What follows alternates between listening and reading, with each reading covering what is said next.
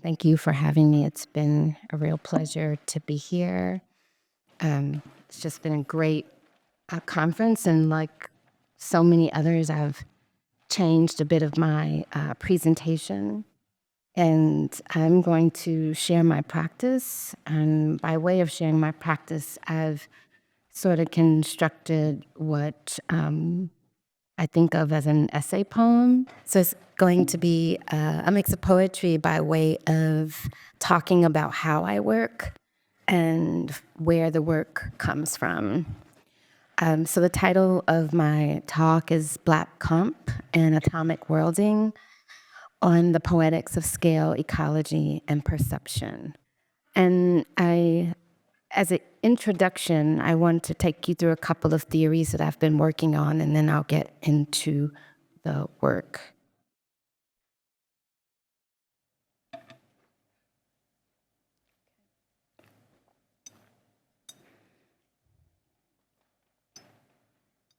Okay. Practice.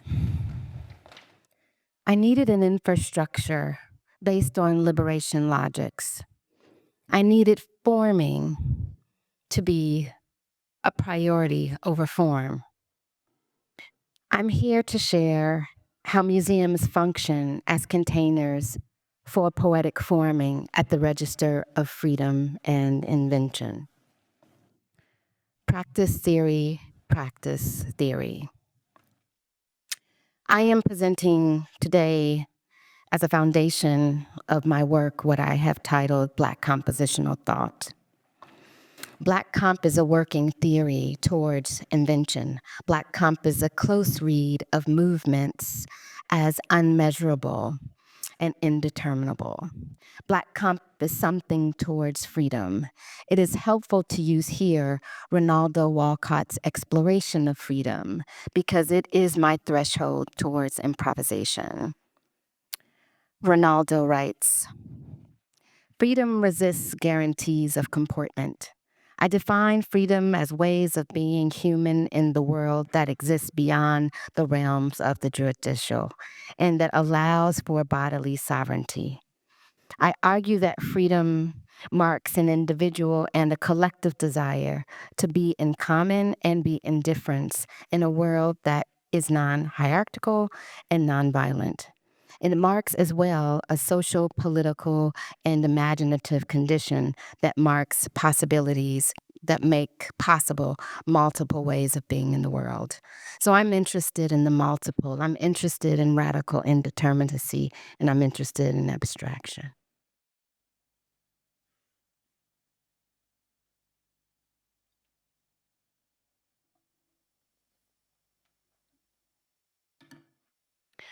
I will say that the paintings are very dark, so I'm sorry that I hope it's legible. But I tend to work in these sort of dark palette tones. Okay. Black comp. Black compositional thought. Radical indeterminacy, museum as a lab. In painting, I've learned to see with liquidity. The drenching, the marking, the splattering, the flooding of canvases have shaped my gaze.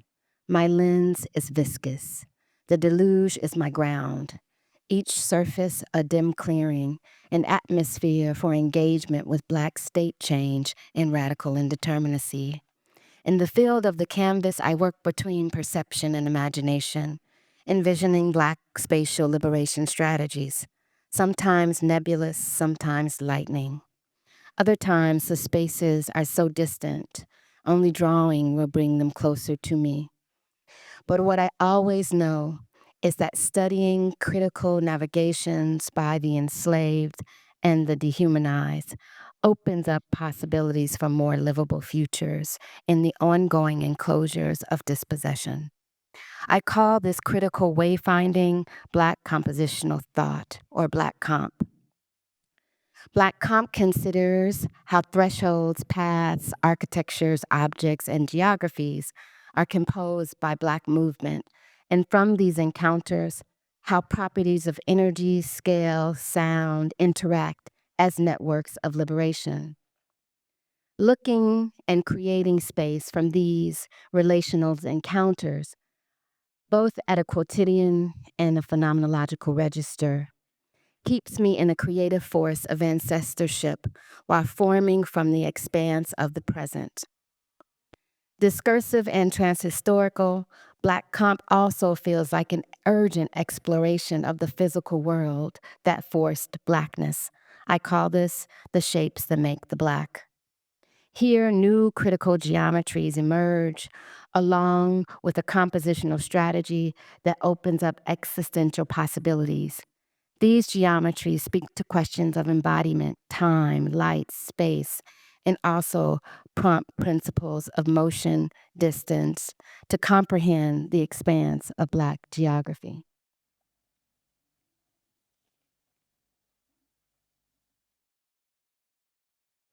On sculpture.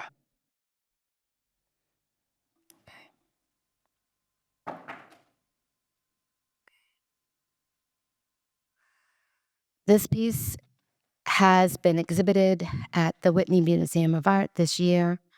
The title is Liquid Shadows, Solid Dreams.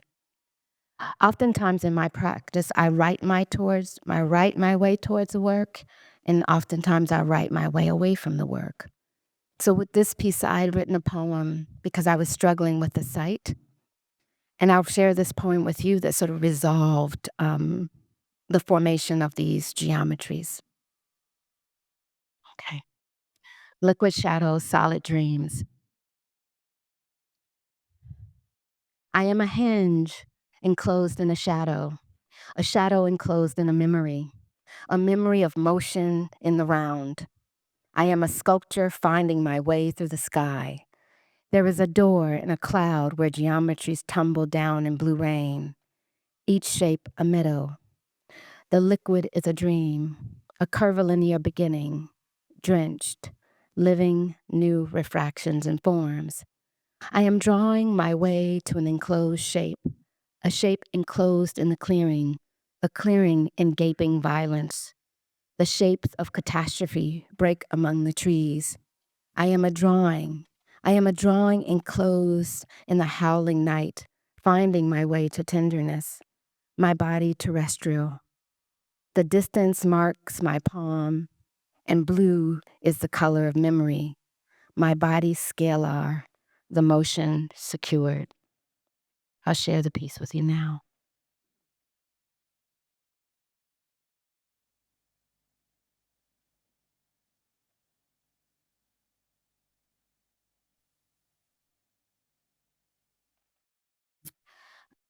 I'll take a second and share a short documentary that was done around the piece that talks about the way in which the piece is situated in New York City.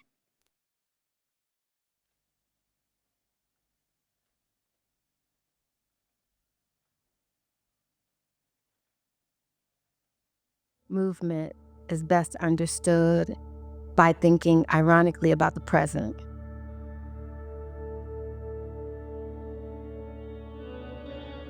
The idea of the piece is really to bring myself into a deep condition of presence and here-ness so that I can expand myself and make space for the trans-historical condition of all histories of peoples who insist on self-liberation.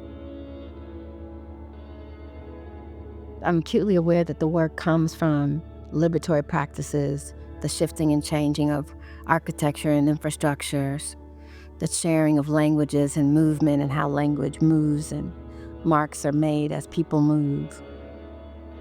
I hope that people respond to the works based on their own conditions of improvisation, interiority, play, mindfulness, and can feel something and can feel welcome and feel like this work is built to triumph or regard both stillness and play as valuable conditions of lived experiences.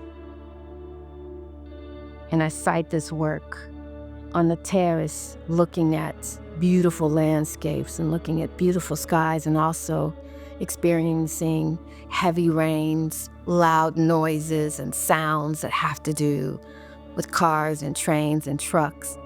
I was interested in putting the sculpture in a place of witnessing all of those conditions at all of these registers. The sunrise, the sunset, the movement of time, the movement of space and sound, and the thinking and considerations of others and otherwises and other conditions, other ways of living. Being near the river and being in deep prayer oftentimes around this work and making this work beyond myself and then finding myself growing into the work, I think has a lot to do with ambitions around freedom.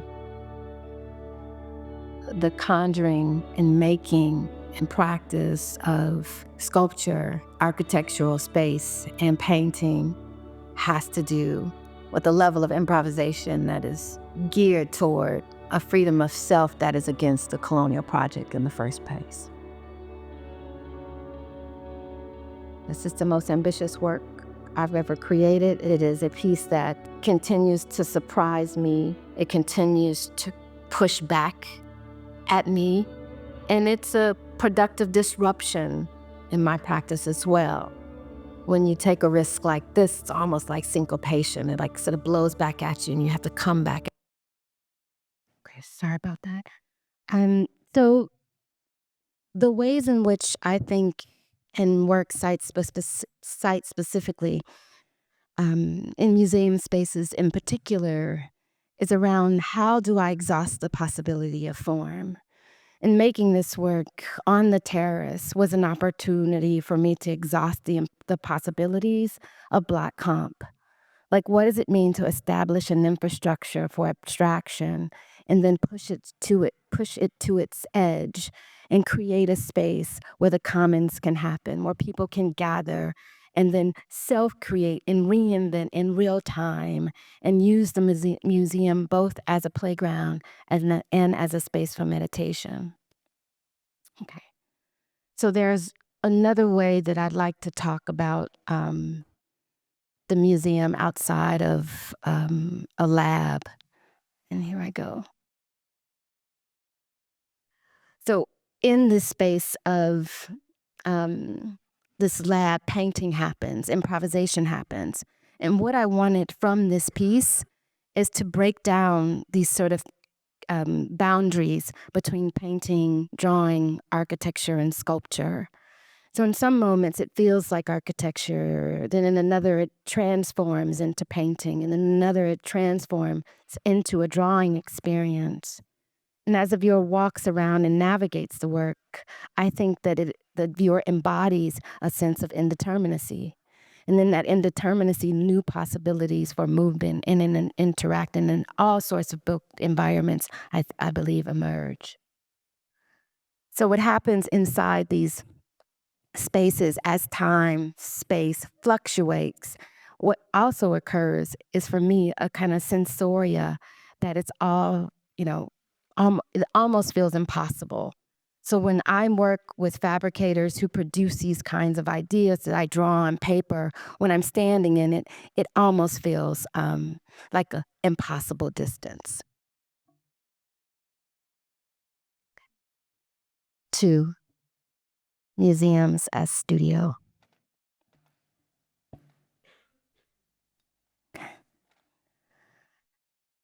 In 2016, I began working with what I now call hypershapes. Hypershapes were a response to Black comp. You'll see through my practice that I've established these building blocks to expand the practice and invent new form. So after thinking and working with Black comp, I then needed tools to work out that spatial logic. And from those tools arrived the hypershapes. They started as a series of drawings in response to spatial strategies of the enslaved people who hid and stowed away in architecture for freedom. Anthony Burns, The Hull of a Ship. Henry Box Brown, A Square Box. Harriet Jacobs, A Triangle. With Black geography in mind, I worked my way to a multi-scalar approach to thinking about magnitude instead of direction when contemplating fugitivity. I needed another set of strategies to think on distance, nomadicity, quiet, movement, perception. So these collective spatial intelligence of fugitivity and beyond fugitivity provided me a foundation to explore the question of magnitude instead of direction. Hypershapes are complex, expansive, and porous. Hypershapes are complex, expansive, and porous. It's a living equation in my hands. I use them not to form, I use them not for the purpose in which they came into existence, was to dispossess, dehumanize, enslave, re-enslave by moving the enslaved body to multiple conditions of architectural spaces. These were developed for improvisation. And when I am working in this way, I am constantly toiling with these histories and these forms in real time. In that toiling, I lose my mind. I find my mind. I take my mind apart and start again. Here, forming begins, a continuous state of indeterminacy. What these hypershapes have become in my drawings and collages and paintings, I use them to construct these two-dimensional forms that an edge turn into a three-dimensional space. I'm sorry, let me go back and just say a little bit about material. So this is a collage of paper, graphite, charcoal, metal. I lay down paper, I cover it with a liquid graphite, that graphite dries, and then I continuously on it lend that curve, lend that rectilinear triangle, and lend that shape of a box. So inside of it, what propels the work are these histories of slave narratives, but what drives the work and continues the work is a meditation towards their freedom. I'm uninterested in re-representing the box, the square, or the triangle, and I'm uninterested in sharing with audiences what I think.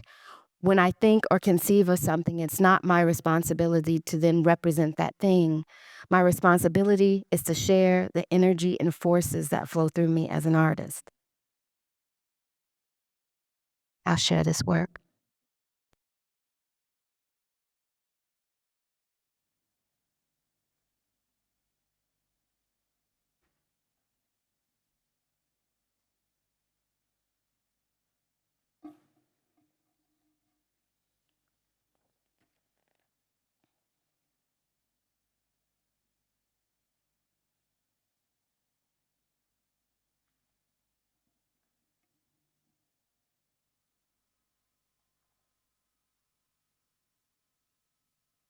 Oh, I'm sorry. So, when working and discovering the hypershapes and sort of digging them into my practice, I moved from gouache. This is a drawing. It's about 3 feet by 4 feet, gouache on paper. And so what happens when I'm making and in the studio, I often think about the diagrammatic line versus the expressive line. And I often think about what does it mean to think in the realm of geometric abstraction in relationship to abstract expressionistic practice.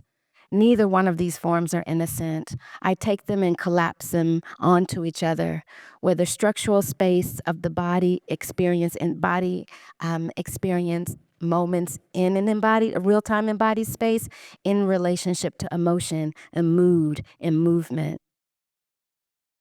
So oftentimes in my work, you'll see this collapse between what is a hard edge geometric moment and what is an expressionistic mark. So collectively, the hypershapes were a self. When I thought about this or figured out that the hypershapes could be used in my practice, I gave myself an assignment. So oftentimes, as you see, I'll self-assign to push my practice forward. So what ended up happening is I gave myself these drawing assignments. I had two minutes to get a mark down, to get a line down, and what happened was I then placed this sort of self-assignment up against music, right? So I'd play a song for a minute, and then the drawing had to be done in that minute. So you still see the curve, you still see the rectilinear triangle, and you still see the 90 degrees marks quite frequently through the practices. So this is 100. This is 205 hypershaped drawings that came out of course, that kind of condition of Black compositional thought, to the hypershapes, to now a sort of idiosyncratic language that I use across my practice. So I made this work in 2016, and it was a true pivot in my practice where I can use the hypershape to talk about any number of subjects, but it is the foundation of all of my geometries.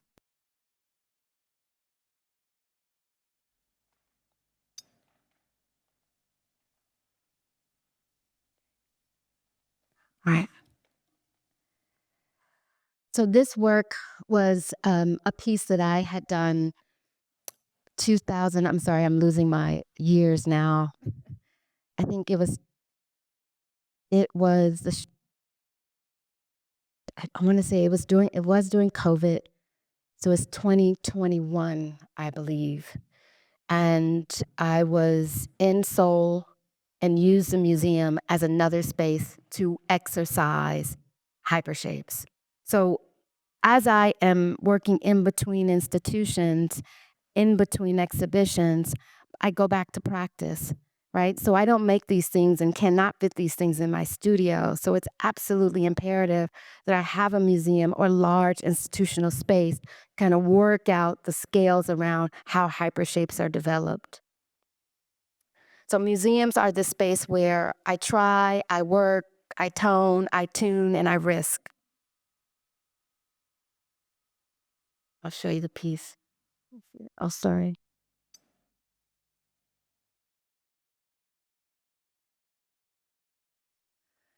So what has happened over time with the hypershapes is that they've come out of drawing into a sort of physicality that goes onto the wall. So I start mapping and shaping in this kind of fictional space of where I went to school was at I went to school at Tougaloo College in Tougaloo, Mississippi, right? So Tougaloo College in Tougaloo, Mississippi used to be a plantation for the enslaved. So what hypershapes allows me to do is think about the history of these geographies and not, again, reproduce a map, but reproduce a sort of footprint in the way, in the intensity and the density of how these geographies impact me and my body at the time and how they have contributed to Black compositional thought. I was thinking about it then, but I was thinking about it maybe in my 30s. But through the practice, I've become, very aware that I need to name things, and especially these large shifts that happen in my practice. And I name them so I can grow them and tend to them with ethics and principles that propel me into more, and I think, more confident improvisational working practices. Okay. A third way where I use museums outside of, again, as a lab, I use them to think about acrobatics. And what do I mean by acrobatics? I mean performance. I mean movement. I mean providing a space inside a space. So oftentimes, when I'm dealing with these histories, I'm often wondering, how can I invite collaboration? How can I create a space, again, inside of a space? This piece is entitled Nautical Dusk. I did do this in 2019, and I was working with an archive that really sort of troubled me. And this archive in particular was about a gentleman who worked on a college campus. This gentleman had worked on this college campus for about 35 years and then passed away. Inside the archive, they were discussing this gentleman. I'm sorry, I should have written his name down. Samuel James was his name. So Samuel lived on this campus for 30 years, and upon his death, he was treated as if he hadn't worked there at all. And in the archive, they named him. They talked about him as being like dusk, the color of dusk. Well, I thought about Samuel and his grandfather, his father, who survived the transatlantic slave trade, and back to that idea of what does it mean to be in the hull of a ship? What was his father going through as he survived the Middle Passage? So I thought about nautical dusk as a time and space condition, not as a description or something towards identity.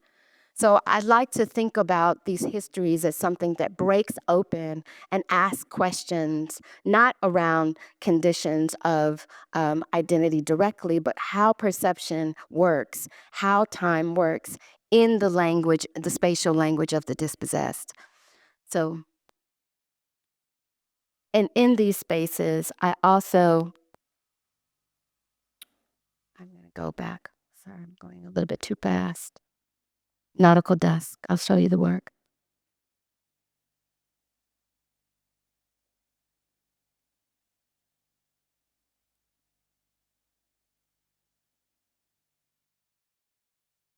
So, of course, here refraction is very, very important. Time lapse is very important.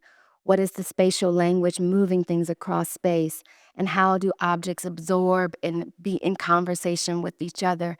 The walls of the gallery, this is Colby College.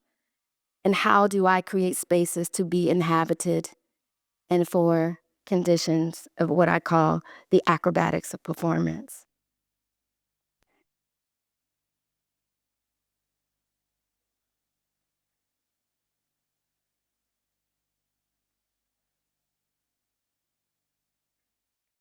So oftentimes, when I'm thinking about strategies of making a space in a space for performance, I'm thinking about gravity and push and pull and how people then will respond to this sort of shape language that I'm dealing with. Sorry, I'm getting ahead of myself. Oh, I'll just continue. Okay.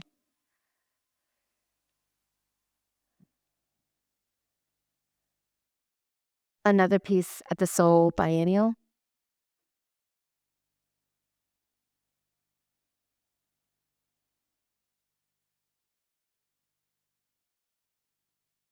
This is constructed out of plywood.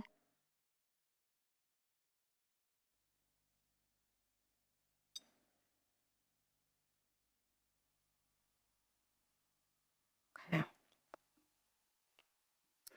All right, so there's a piece that another poetry work that I wrote that I'm going to share with you now. Okay.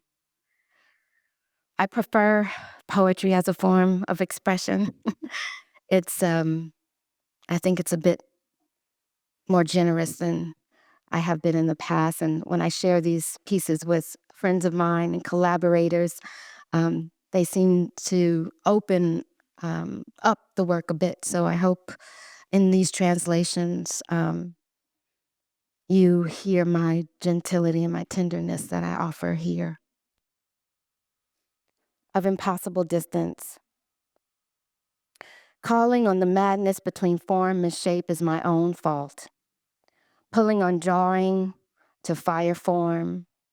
Light, the heat is blasting. Yes, dimensions, dimensioning, forming structures that listen. Reverence for this and the cantilevered foot at the door of no return. Reconfiguration, composing my fidelity to ghost. I can't tell you what it is. I'm only dimensioning. Dimensioning at the sense of memory. Intruders choreograph. Sculpture is made at the edge. Open structure, sensoria, when breaking becomes a whole. Okay. All right. A notion. I'll finish around painting.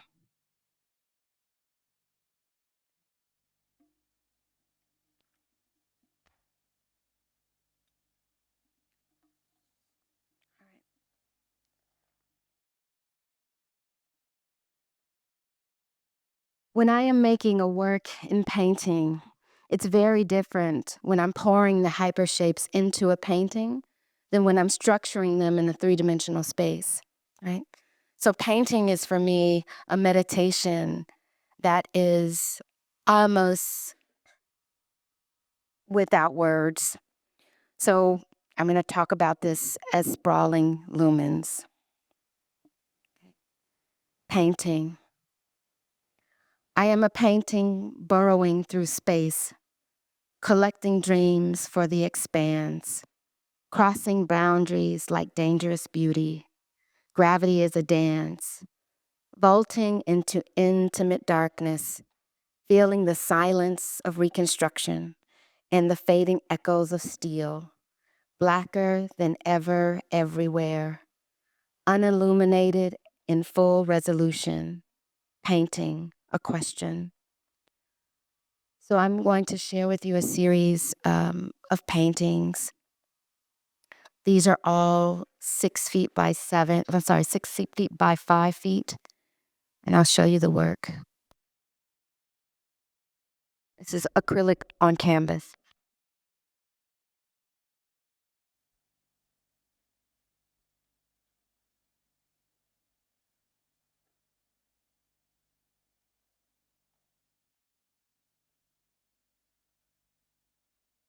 So this specific series, I apologize for not having an image of it, but the way they work in the museum space is I line all of these next to each other.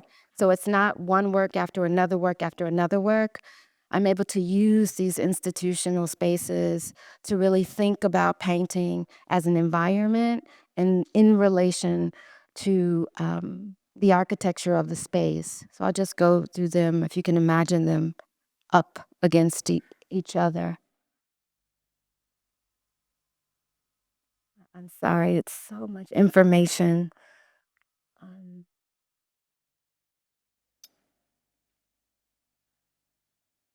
1, 2, 3, 4. Okay, that's good. All right. Painting a question. So this piece was made, it's 24 feet by 8 feet, uh, was made for the Shanghai Biennial.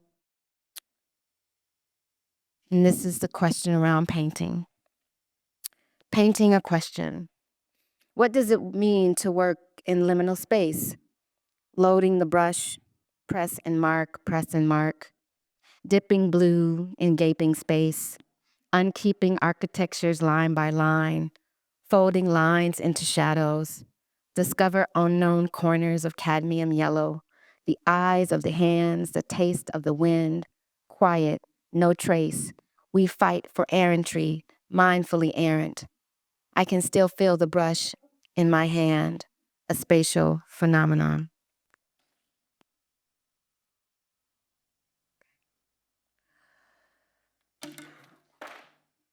When I think about working and sprawling the hypershapes in different conditions where I've not been before, and I had not gone to Shanghai and I had not been there. So it was very careful. I was very careful to think about the hypershapes as a sort of insulated condition, as to not perform some otherness that I had no relation to. So oftentimes in these museum spaces, with working with the right curator, they allow you to create this world. And I'm interested in that. I'm interested when I'm a visitor in different geographies, creating a world as invitation, as something beyond the idea of where I am, my particular geographic history. But I'm interested in the oceans and rivers that we share, the mountains that we know that are so familiar, and the catastrophe of the climate change that we're all trying to push against. So thinking about museum spaces to build these environments and bring these conversations and work these theories to share them with people from across the world that say, okay, where do we connect in the idea of resistance and refusal? And oftentimes we refuse a certain level of representation by way of including invention and new forms that speak to these catastrophes beyond an individual or a sort of soloistic condition of being. I'll share the installation.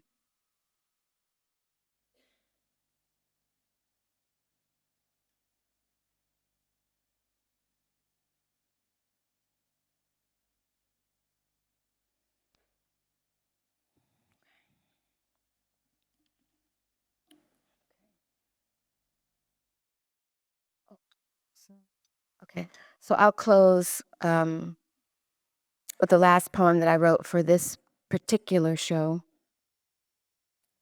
thinking about ancestorship and the way in which I've come to Black compositional thought, hypershapes, and questions of scale. The piece is titled Light. Who are you after swallowing the ocean and all of its light? An enclosure of slow violence, a chamber of waves and blue clouds. You swallowed the triangle, the distance, and the unknown. The howling light years are in your body now. Echoes of sorrow and steel adhere to each blood vessel, an intermolecular force of blue. Your arms a blur of ships. You try holding emancipation close to your chest. No time for drowning, you live on. With the dampness of ocean, with dripping spacious hands and brutal horizons. Soaked in discontinuous blackness. But now you can spit light. This is where your glory is, the ongoing. The deep swallow changed you, your old self a tide in your new self, breathing in new liquid belongings. Now you can lift your finger to see the cumulus energy of Black being. You take a finger, you make a mark, a dig, a scratch. You draw hauntology, a multiscalar condition of an incompressible fluid.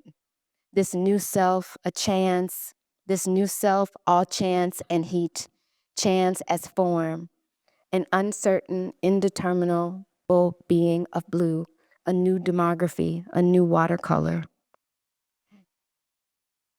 I'll end with the last piece I showed in the Kemper Museum, and it's a stop animation. And what I had done also during COVID was thinking about mark making, drawing, continued questions of liquidity, and thinking about the ways in which the museum can sort of host this improvisational, I'll just call it an animation because I lack a language. This has sound.